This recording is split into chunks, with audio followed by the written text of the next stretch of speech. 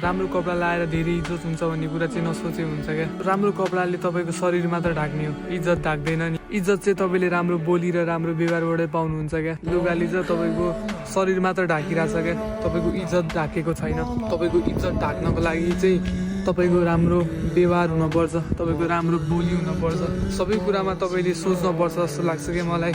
व्यवहार चाहिँ जसलाई पनि जे पाए त्यही बोलिदिने, जसलाई नि हेप्दिने, जसलाई पनि गिराएर बोल्ने टाइपको व्यवहार छ भने तपाईँले जतिसुकै राम्रो लुगा लगाएर किन नहिँड्नुहोस्, तपाईँको इज्जत त्यहाँ 1% पनि हुनेवाला छैन क्या। इज्जत कहिले पनि मागेर पाइँदैन, इज्जत आफै